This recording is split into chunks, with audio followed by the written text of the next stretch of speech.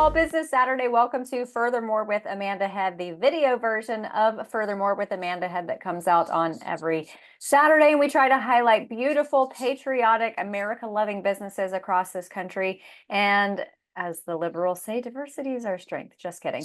We just try to stick to conservative businesses who love this country, who are serving their communities. And today's business is taking serving their community very, very seriously. So I am so excited to bring in Cody Sweatland. He is the founder of Valley Heating and Cooling, and we're going to talk about all of the challenges that he runs into running an HVAC business. And that sector of industry has been affected really, really sorely with inflation and the price of goods, the price of the equipment that they need to service their customers. And of course, we all have to deal with green agenda regulations, and it of course affects them being in the energy sector. So we're going to talk all about that with Cody in just a moment after these messages.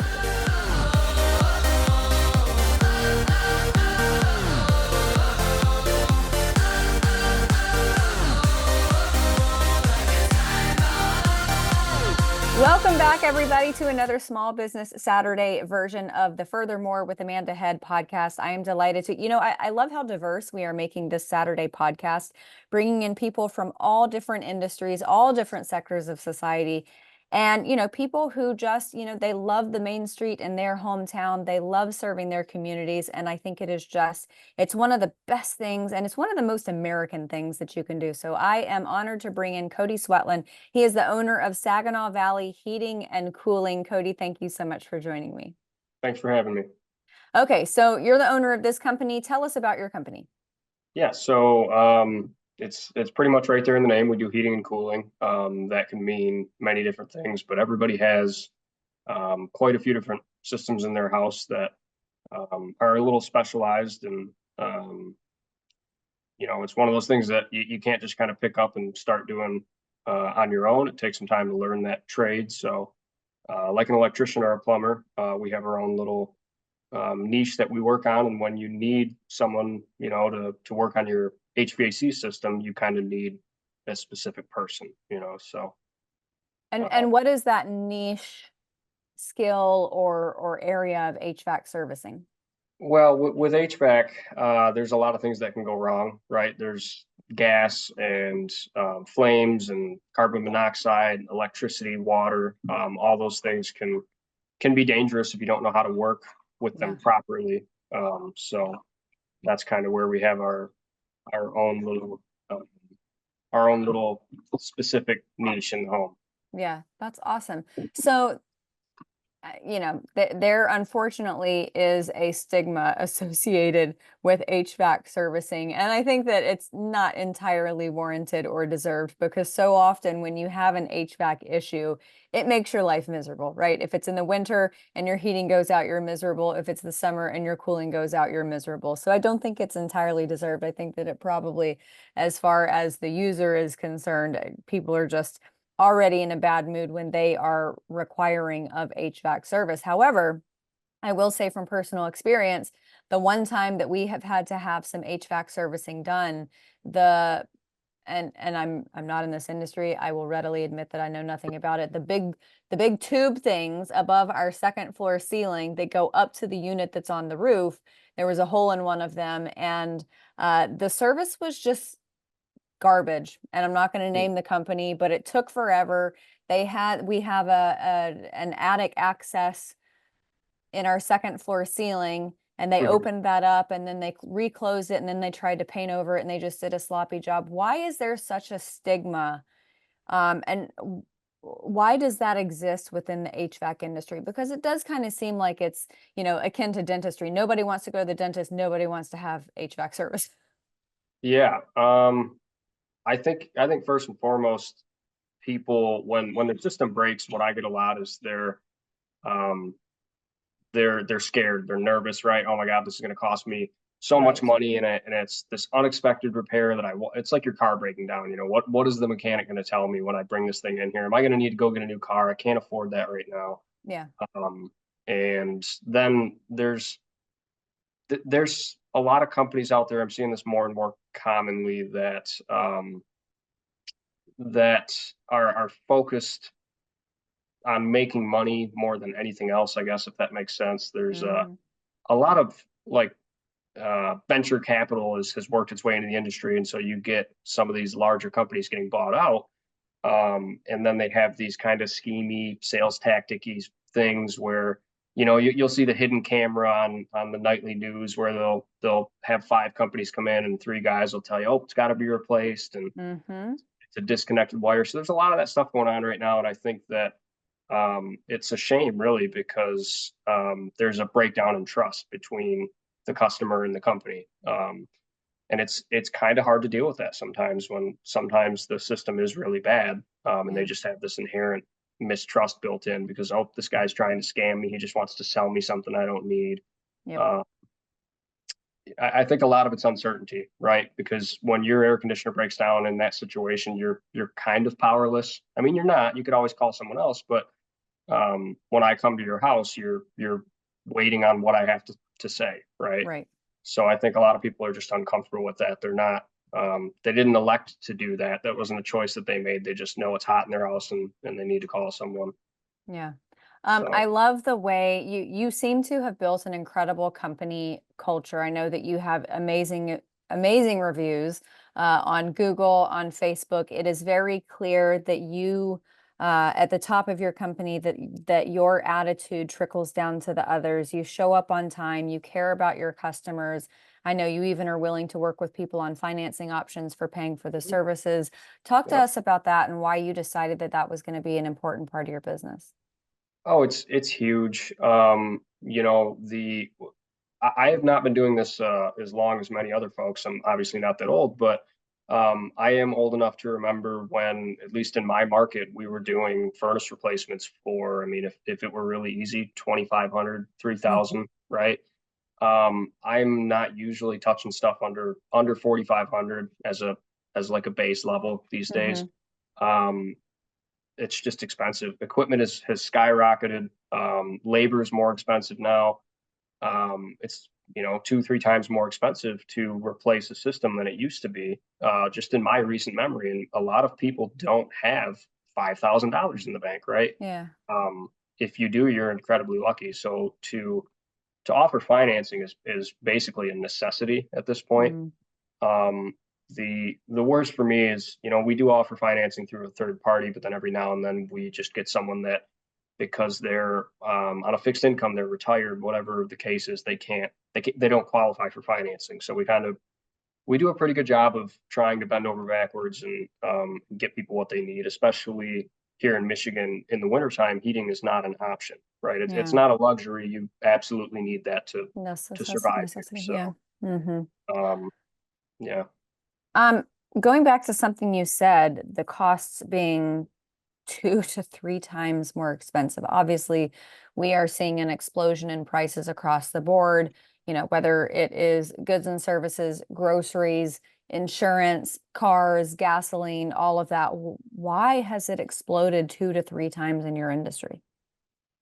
Equipment is up quite a lot. Probably right around, I don't know if I had to guess, 100% from 3, 4 years ago, 5 years ago. Gracious. Um, yeah, equipment's much more expensive. Labor also is Hmm. definitely been creeping in, and part of that might be my specific company, right? You might still be able to find help for a similar wage that you did years ago. My employees tend to make a little bit more on average for our area than Hmm. other employees would. So part of that might be me, but I don't have to worry about things getting broken or things getting stolen or not being able, you know what I mean? I don't have Yeah. any of those issues. So the higher labor cost is worth it to me. Yeah. I think everything's everything is became more expensive and HVAC's not immune, right? That's the Of course. simplest way that I can put it. Yeah. For a while there during COVID, it was like every month or every 2 months, there's maybe 7 or 8 different manufacturers out there of HVAC equipment. 95% of the market is probably 7 or 8 manufacturers, and every month and a half, we would get another one that would say, hey, we're up, our equipment is up 6.5, 7% this month. And then 2 months later, it would be another 6%, another 7%. And prices never came down, right? Yeah. They, they don't tend to fall once they're getting more money for their product, they're not going to sell it for less. Yeah. That's the thing You know? about inflation. Yeah, Yeah. exactly. So then I have to pass that cost on to my customers because Right. I can't make 6% less than I did last year. It just Right. doesn't Yeah. work, obviously. So Yeah, I mean that's untenable as a business owner. You can't pay your employees, you can't pay insurance to cover the services you're offering. It's just it's not feasible.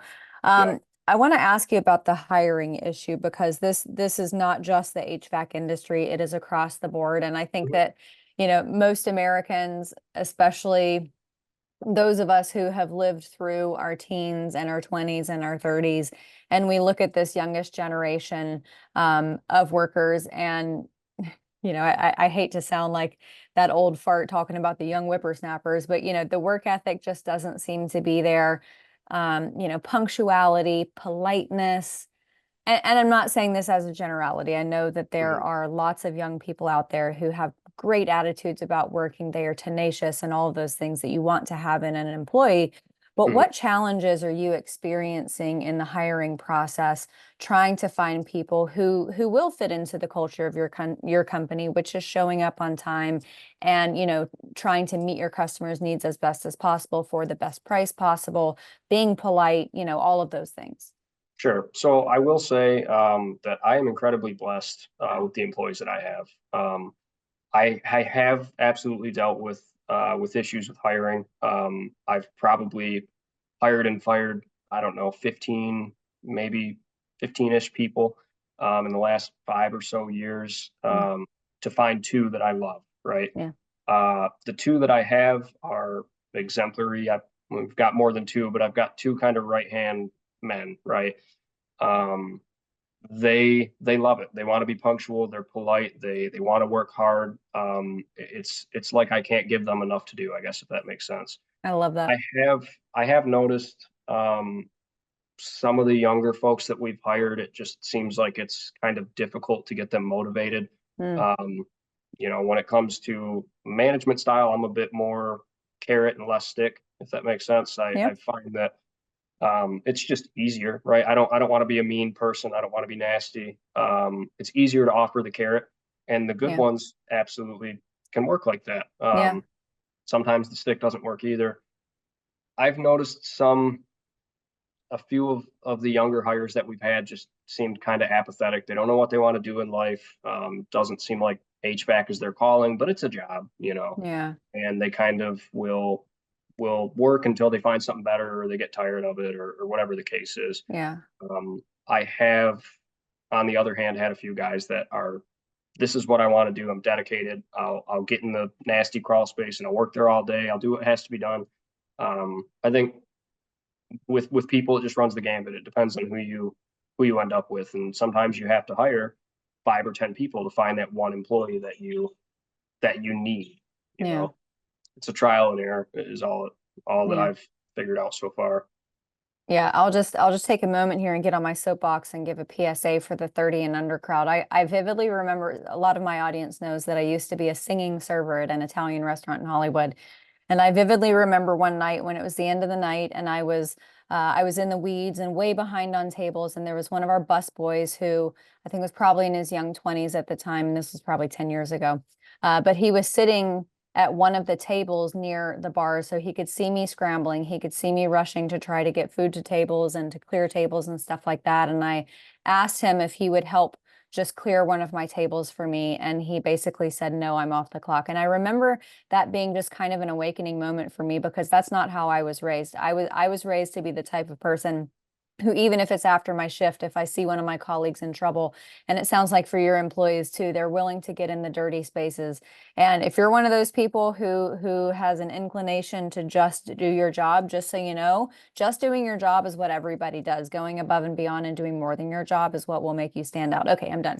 I want to move on to something, an initiative that I think is really, really special with your company, something you guys did. So another company, Bosch and Johnson Supply, teamed up and donated some of their their heat pumps in the Michigan area, and they picked out a few contractors from the area, including your company. So you use that heat pump, you bought the new furnace and water heater and donated and installed them at Emmaus House in Saginaw, Michigan. Tell us about Emmaus House and why you chose that.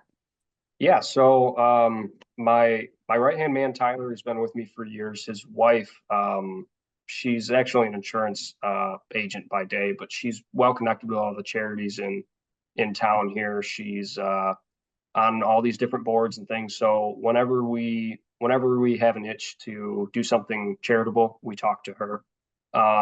She recommended them. They do amazing work. They take women that are in recovery, getting out of jail, things like that, and they give them a home, they give them structure, find them work, just kind of help them rebuild their life. And we're in our business to make money first and foremost. Obviously, that's what we all do this for. But that doesn't mean that we can't do our part, right? Yeah. Saginaw is, I don't know how much you know about Saginaw, but it's one of those towns that GM left, in the 80s and the 90s. So it's kind of fallen on hard times, so to speak. Think Detroit for all the listeners out there who don't know where Saginaw is, similar to Detroit or Flint. But it is a wonderful community. It's an awesome town. I love living here. And I want to be part of the group of folks that help, not just complain and moan that the city isn't what it used to be and there's not opportunities here.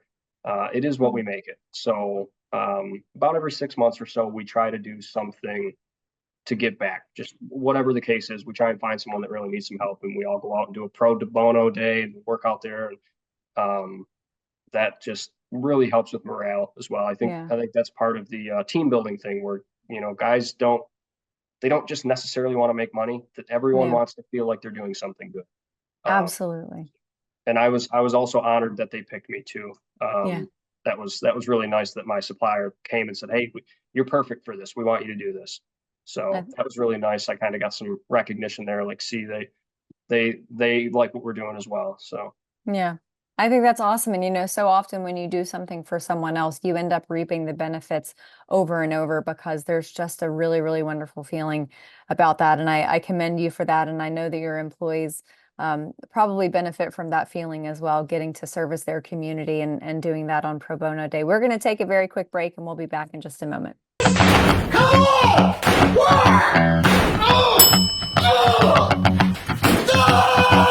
First work!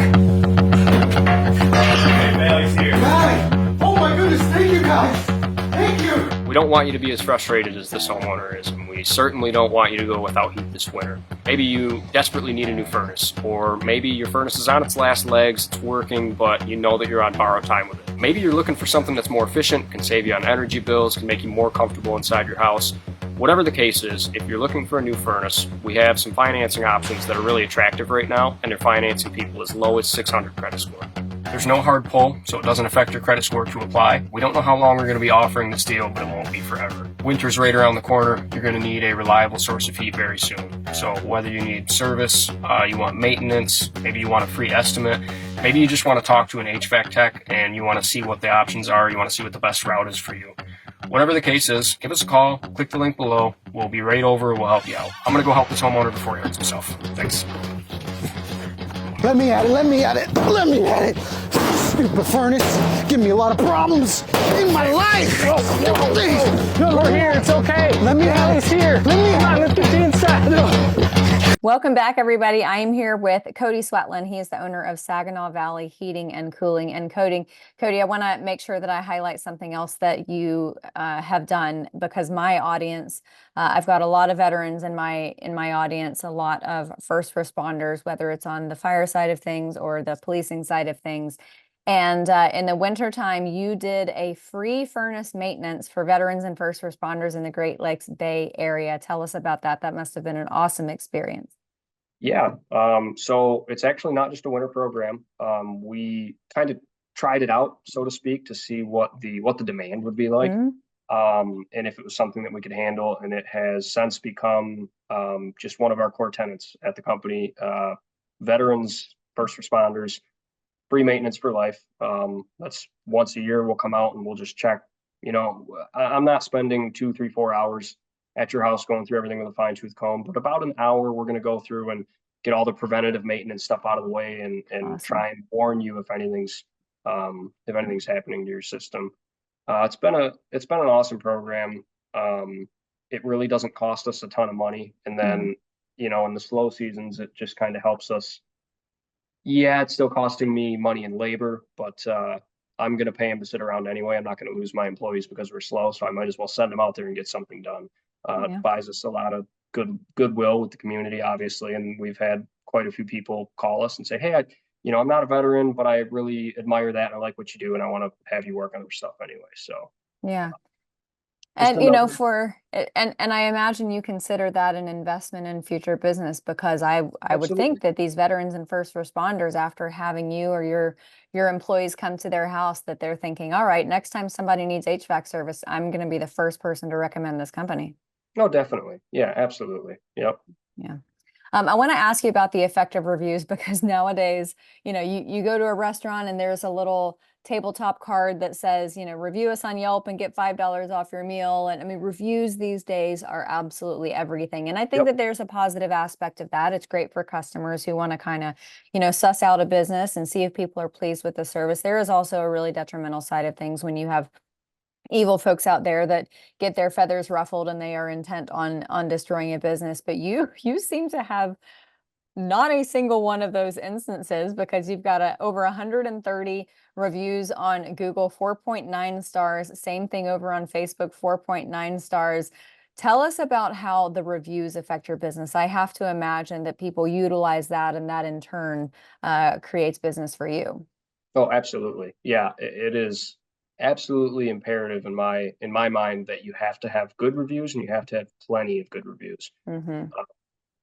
You know, everyone, whether they're shopping for something that they could buy on Amazon or if they're going to hire a plumber, the very first thing they do, if they don't have someone in mind or if they don't have someone that's recommended to them, is they're going to go on Google. It takes Mm-hmm. 10 seconds to do it. You can see Yep. every company in town. You can read all these opinions. So if you don't have a bunch of people saying nice things about you, why would they hire me? Yeah. And I will say that, yeah, the negative reviews scare the hell out of me. They really do. I Um, bet. a little peek under the curtain. If I had a customer call me up and say, "Hey, you know, your technician was just out, and for one reason or another, I didn't like the way that this call went, and I didn't like the this or that, or I didn't like the price," or I'm going to work with that person just about every time. Mm. It's not a huge amount of people, but all you have to do is reach out. And I think that most businesses would operate this way as well. You don't have to be nasty, just reach out and we will come to a solution to your problem, because the number one thing that I am afraid of is that you're going to go on and write me a really unfair review. People are going Yeah. to take it out of context and I'm going to lose business in the future Yeah. because I was too short-sighted. So um, yeah, negative reviews really are, and I think that when you do enough work, when you meet enough people and interact with enough people, they're going to happen eventually, right? Of Everybody's going to course. have, Yep. you can't please everyone. But businesses these days, I think, really have to try to please everyone. Yeah. Because those couple negative reviews in there can really scare people away. Yeah. Oh, what a pain that is. I can imagine for a business owner, It you is, know, yeah. 30 years ago, you just had to focus on running a good business, being good to your customers, running Yep. an efficient business. And nowadays, you effectively have to be a content creator, because it seems like every business out there now has an Instagram page, and you got to Yeah. monitor all the Yelp reviews. And if somebody posts a bad review, you got to take time to respond to it, so you make sure it doesn't destroy your customer base. I mean, It it's is. so Yeah. much more work. It's definitely very complex. There's a lot of moving pieces. You wouldn't think it would be that hard. Well, just, you know, fix people's furnaces and charge them money for it. And Right. I think with any business, yeah, things are so complicated nowadays that there's just 10 different fields that you have to play on all at the Of same course. time, Yeah. especially to be successful. Yep. Speaking of complexities, there, of course, in your industry, working in energy, there is a regulatory side of things, and most of that comes down from, you know, federal government, EPA, different three-letter agencies that try to meddle in your business, frankly. Talk to us about some of the changing regulations, how you stay on top of that, how you respond. Training. It's all training. Mm.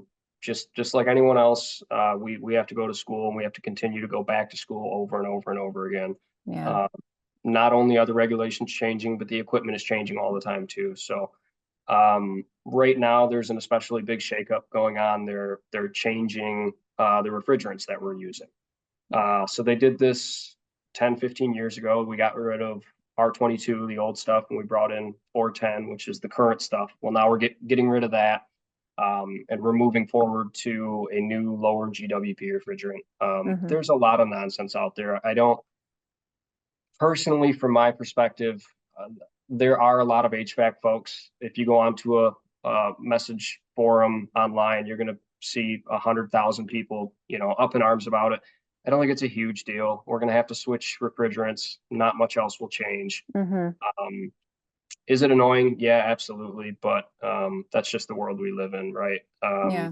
The refrigerant that we're switching to is supposedly mildly flammable now. So there's that extra layer of complexity. But the rest of the world has been using R32 and things like that for 20 years. So if they can handle it, we can handle it. I don't see it.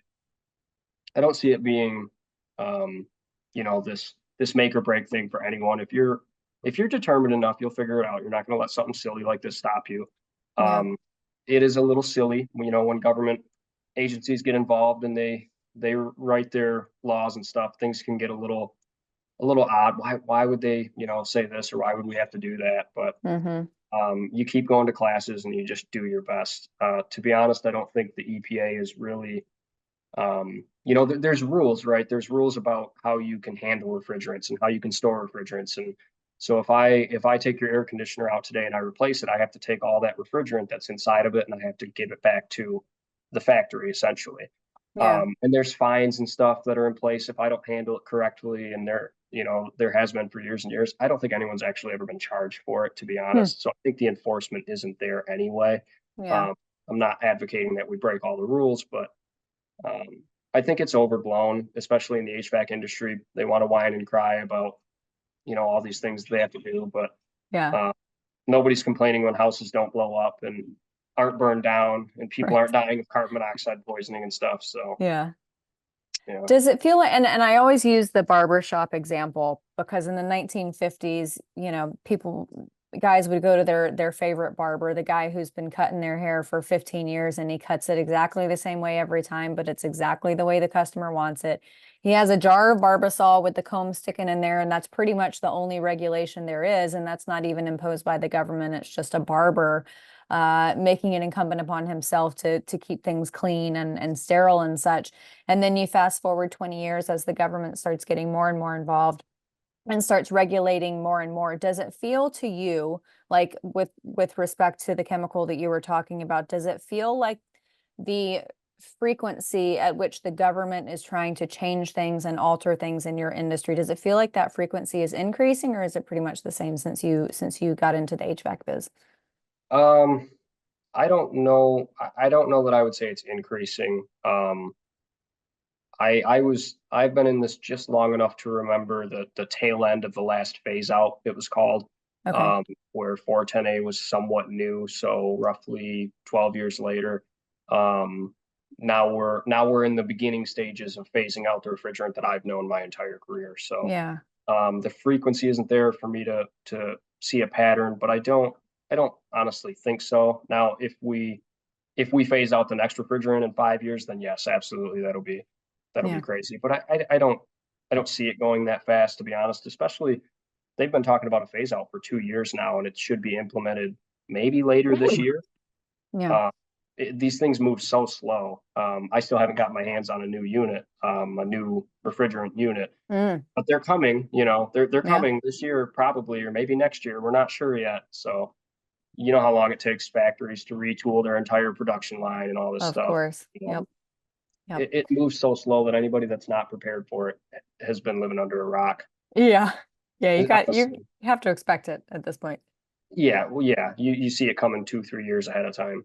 So All right, Cody, tell everybody where they can find out more. I know that you guys have a Facebook page that you steward very well and keep things up to date, but I'm sure that there are going to be people listening who want to find out about your business there in Michigan. Tell everybody where they can locate you. Yep, they can find us on Facebook. We're Valley Heating and Cooling. It's very simple, Valley Heating and Cooling. We're in Saginaw. That will also get you to our website as well. We do have quite a few videos on Facebook. Even if you're not in Saginaw, you can take a look there and you can learn hopefully a ton of things about your HVAC system. I try and gear it towards people that aren't HVAC professionals, and we try and give little tips and tricks in there on how to save money and keep your equipment alive, things like that. I love that. That's so awesome. And it sounds like you run just such an amazing business. Cody, thank you so much for your time. And everybody, again, go on Facebook and search for Valley Heating and Cooling, and that'll send you to his website and check out all the content, because not only are you a business owner, you're also a content creator. Cody, Absolutely. thanks so much. Thanks for having me. Thank you. Take care. All right, everybody, we're going to take a quick commercial break and we'll be right back after these messages.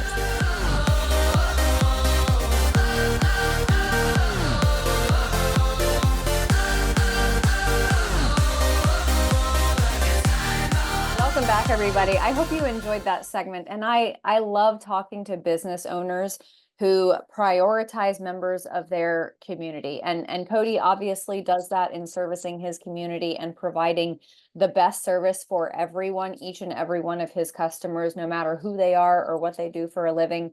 But I also love that he has that heart for veterans and first responders. And my goodness, if there's anyone out there who deserves to have preferential treatment, it is certainly those folks who either fight for our country across oceans, or people who fight to protect Americans here at home. So Cody, bravo to you.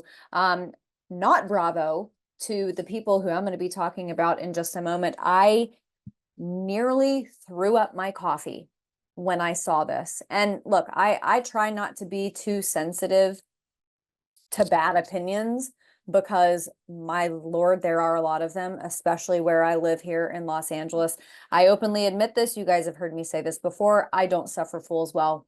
And when my husband and I are out and we are having political conversations with someone, if they are a liberal, I honestly have to just let my husband take the reins, and I'll just pipe in with facts and statistics and numbers, because as you all know, I think that is how you anchor an argument and you win people over, with the facts and the figures.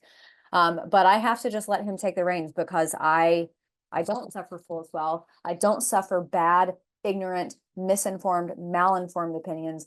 And how did I even get off on this tangent? Oh, yes. So with that said, I try not to get affected by polls. When I see a poll that shows that, X amount of Americans believe this terrible opinion or believe this wrong information, I just, frankly, my default is that I expect most liberals to be stupid. Sorry, not sorry. That's what life and history has proven to me.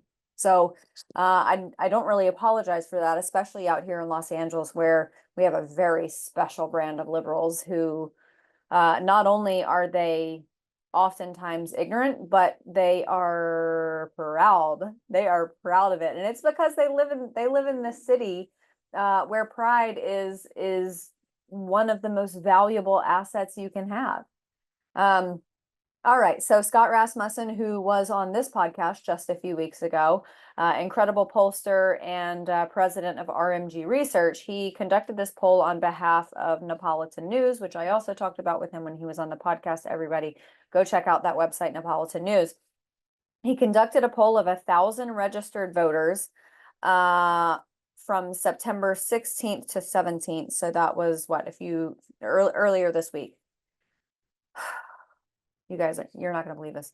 The desensitization of some Americans following the second assassination attempt of former President Trump is alarming, writes Neapolitan News. 17% of voters believe America would have been better off if former President Donald Trump had been killed in last week's attempted assassination. And that's not even the worst of it. There's no question that Democrats like Kamala Harris and Joe Biden, along with their corporate media allies, especially at CNN and MSNBC, have accomplished their mission in radicalizing Democrats into seeing former President Trump as something less than human, something who deserves to be murdered. And when did we last see this? Oh yeah, that was the late 1930s in Germany. But the most troubling numbers are in the crosstab. So RMG Research asked this question. While it is always difficult to wish ill of another human being, would America be better off if Donald Trump had been killed last weekend? A majority of Democrats do not find it difficult at all to wish ill of another human being. Only 47% of Democrats said no to that question. 28% said America would be better off if Trump had been murdered, and 25% were unsure. So in other words, 53% of Democrats are either okay with Trump being murdered or are on the fence about it. And they said 49% of Democrats think it's at least somewhat likely that Trump himself or the Trump campaign was involved with the assassination attempt, with 21% saying it was very likely. 52% of Republicans think it's at least somewhat likely that the Democrat Party or the Harris campaign was involved, with 28% saying it's very likely. So here is the issue. We saw earlier this week, and I talked about this on Wednesday on the podcast, Joe Biden seems to have kind of simmered on all of this. I don't even know what he's doing at this point. He's putting on MAGA hats. That he's basically saying that no dollar should be spared when it comes to securing the safety of President Trump. Maybe it's because he's out of the race that he has decided that he's going to be a little bit more amenable and amicable towards the former president, towards President Trump. Kamala Harris has, for the most part, stayed out of it, but I don't think that that's because she doesn't wish ill will upon President Trump. But honestly, she doesn't have to say anything, because all of her lackeys in the media will do it for her, including elected Democrats. They'll do it for her too. And when you have Karine Jean-Pierre from the podium earlier this week, just a few days after another attempt on President Trump's life, when you have her up there from the press podium, from the White House, declaring President Trump a threat, it is no surprise that all this happened. I said this after President Trump got shot in the ear. I said Democrats are not upset that it happened. They are upset that that guy missed. And honestly, this poll kind of proves it. And it's absolutely disgusting that we live among these people. Boy, it sure makes me want to get out of California. Oof.